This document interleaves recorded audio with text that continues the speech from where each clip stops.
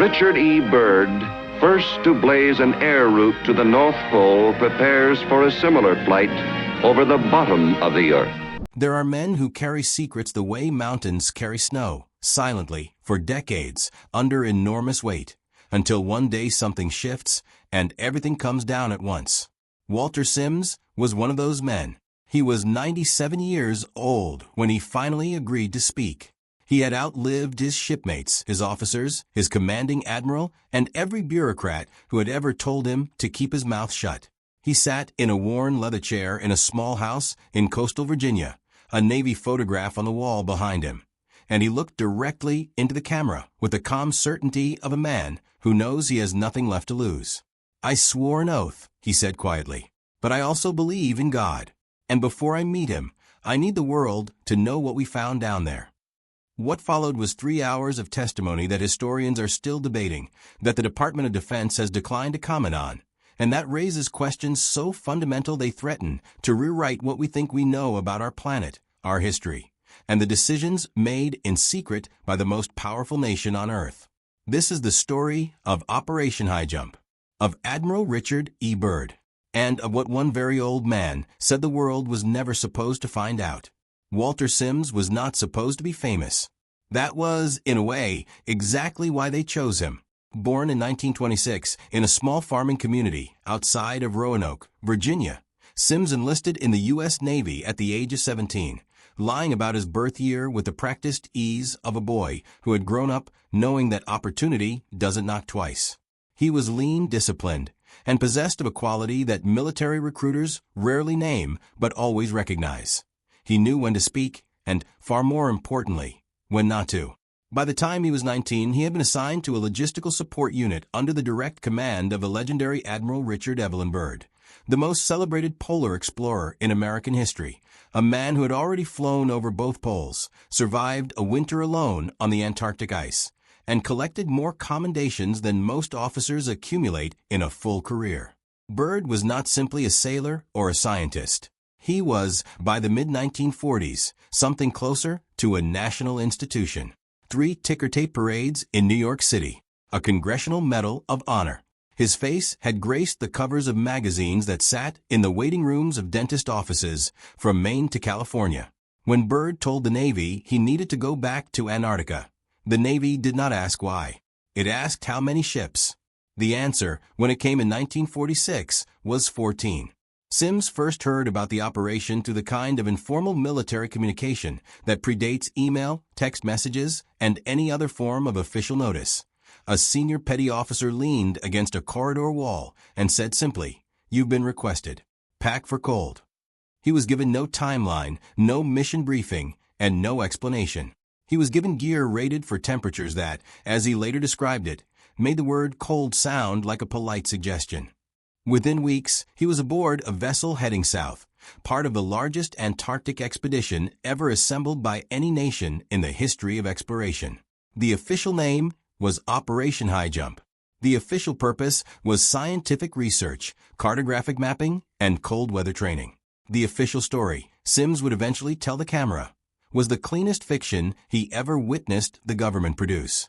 To understand why veterans like Sims found it impossible to fully accept the scientific expedition explanation for Operation High Jump, you have to look at the numbers with clear eyes. The United States Navy, in the summer of 1946, deployed to Antarctica a force that included an aircraft carrier, multiple destroyers, a submarine, supply vessels, and over 4,700 personnel. They brought with them 33 aircraft, tracked military vehicles, and enough logistical infrastructure to support a prolonged combat campaign in remote terrain.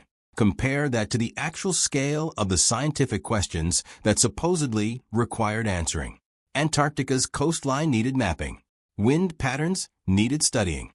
Cold weather equipment needed testing. All legitimate objectives. None of them, by any reasonable military calculus, require an aircraft carrier.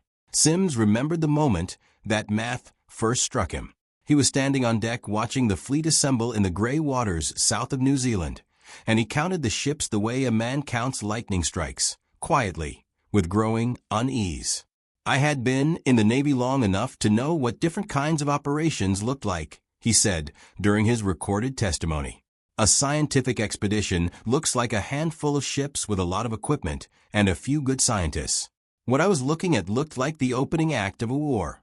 This discrepancy has occupied historians, military analysts, and independent researchers for nearly 8 decades. The most charitable interpretation is bureaucratic overreach, that the post-war Navy, flush with equipment and personnel and looking for peacetime purpose, simply allocated more resources than the mission strictly required. The less charitable interpretation is that the mission's public description was never the whole story. Sims held the less charitable view, and he had reasons for it that went well beyond arithmetic. The fleet arrived in Antarctic waters in late 1946, and Sims quickly understood that the continent had a quality no training exercise had prepared him for.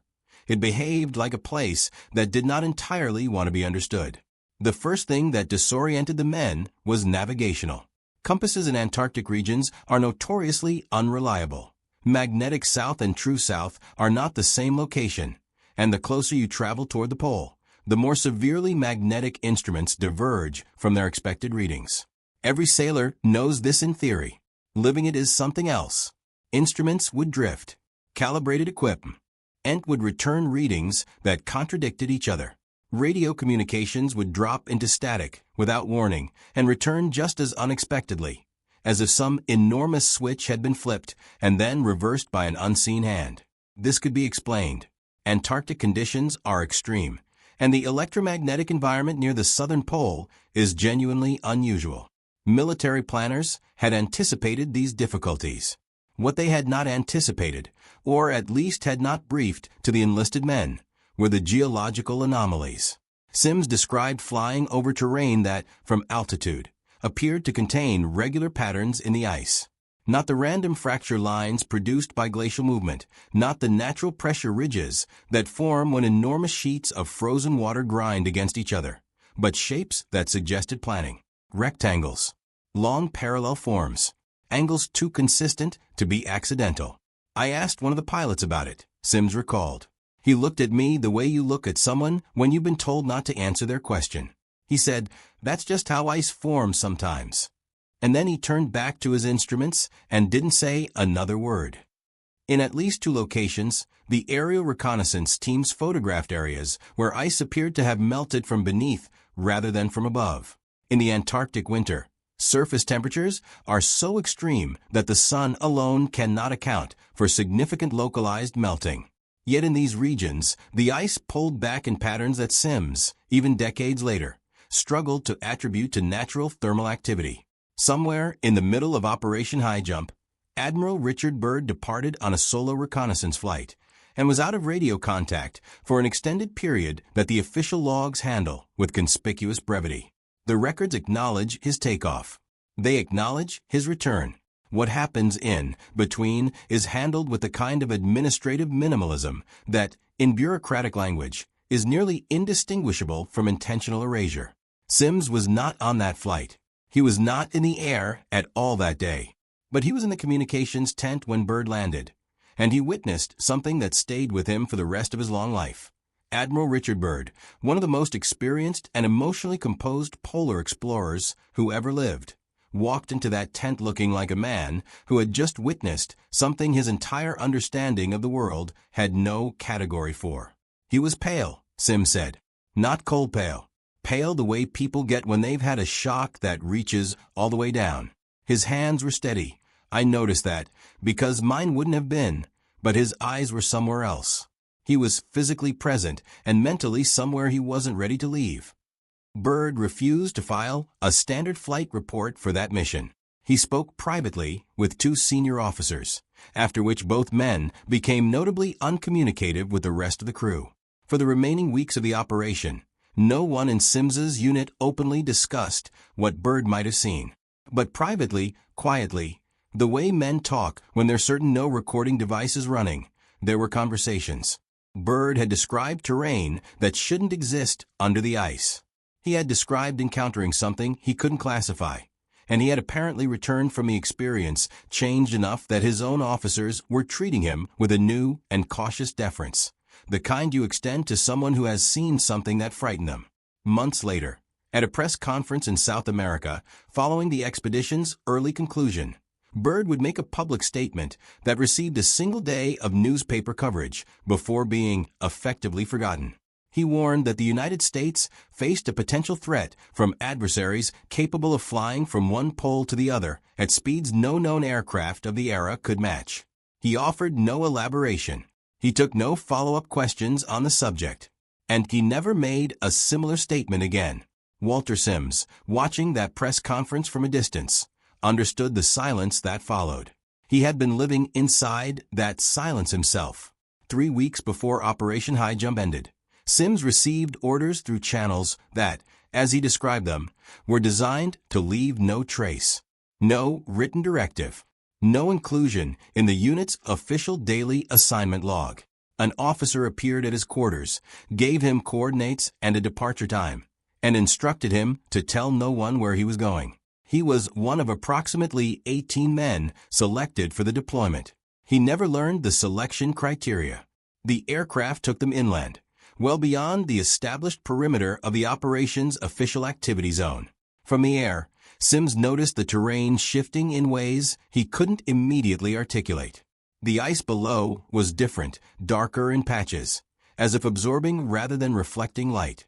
In places, it had a surface quality that he repeatedly struggled to describe in his testimony, finally settling on the word deliberate, and then immediately acknowledging that he knew how that sounded. When they landed, the temperature was measurably higher than it should have been at that latitude and elevation. Not dramatically, not warm, not even comfortable, but enough that the men exchanged glances that confirmed they had all registered the same anomaly. The air had a stillness to it that Sims associated more with enclosed spaces than with open Antarctic wilderness. They were brought to a formation in the ice that Sims spent a considerable portion of his testimony attempting to describe accurately. It was a depression, he said, a place where the ice descended in a manner inconsistent with natural erosion or glacial movement. The edges were too clean. The geometry was too consistent. Inside the depression, there were structures embedded in the glacial material that appeared to predate any human activity in the region by an almost incalculable margin. "I know what old looks like," Sims said, and then paused for a long moment. Whatever that was, it was old in a way that made everything I understood about human history feel very recent. The unit was ordered to observe and document without disturbing. Those orders were followed for less than 20 minutes before an officer, driven by either courage or impatience, descended into the formation for a closer look. He returned visibly shaken and refused to describe what he had seen below. Within 48 hours of their return to the main base, he was transported home on medical grounds. Sims never heard his name mentioned again in any official capacity. What followed the early and unexplained termination of Operation High Jump in February 1947 was, in Sims's account, as troubling as anything he had witnessed on the ice. The official explanation for concluding a 6 to 8 month mission after barely 8 weeks was logistical difficulty and deteriorating conditions.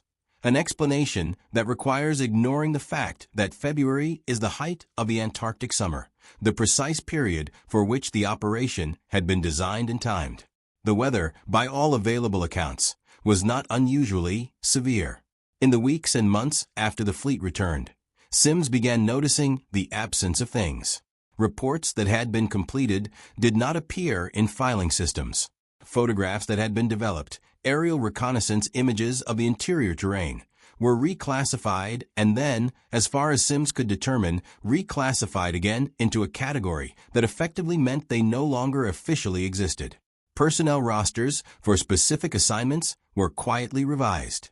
Men who had been present for particular operations found themselves absent from the official record. Sims kept a personal journal throughout the expedition, as many sailors do, recording not events of military significance, but the smaller personal details of daily life, weather, food, conversations, impressions. When he attempted to locate that journal years later, it was gone. He was certain he had not lost it.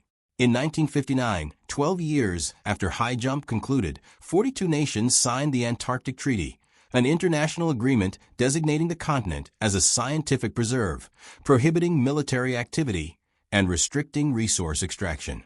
It is, by any measure, a remarkable document, a rare example of Cold War adversaries voluntarily agreeing to leave an entire continent off the table of geopolitical competition.